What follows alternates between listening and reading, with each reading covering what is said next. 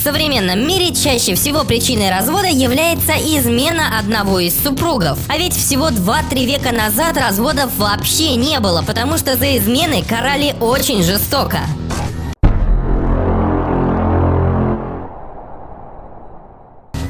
В Римской империи неверных женщин продавали на рыночной площади всем желающим. Впоследствии им стали отрубать носы. Естественно, мужская измена в принципе не считалась поступком, заслуживающим порицания.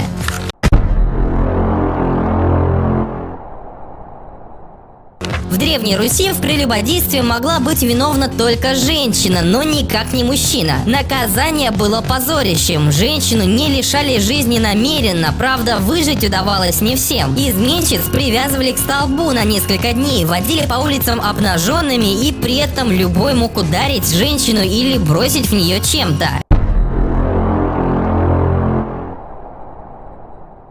В Африке существуют жесточайшие традиции, не подконтрольные никаким международным законам. Так, в некоторых племенах девушкам за измену просто вырезают женские органы. Однако есть и более милосердные племена, которые без лишних мучений скидывают изменщицу со скалы.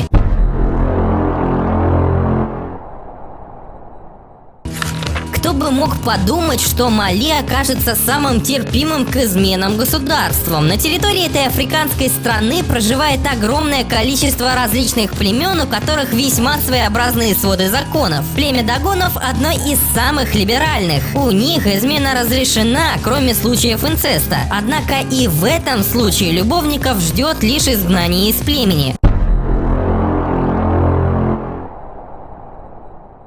Одна из самых либеральных стран – Швейцария. К слову, тут вооружено практически все взрослое население, поэтому изменять тут вряд ли кто-то рискнет. При этом у них есть один очень интересный закон, и изменщику тут запрещают повторно вступать в брак на протяжении последующих 3 лет.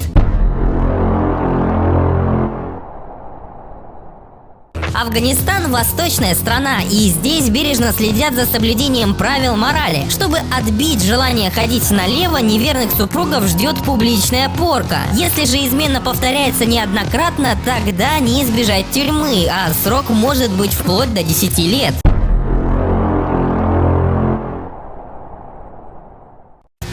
В Болгарии изменившая жена обязана всю оставшуюся жизнь платить своему супругу алименты. Звучит странно, но зато действенно. Многие женщины задумываются о последствиях, которые могут грозить в случае открытия тайны.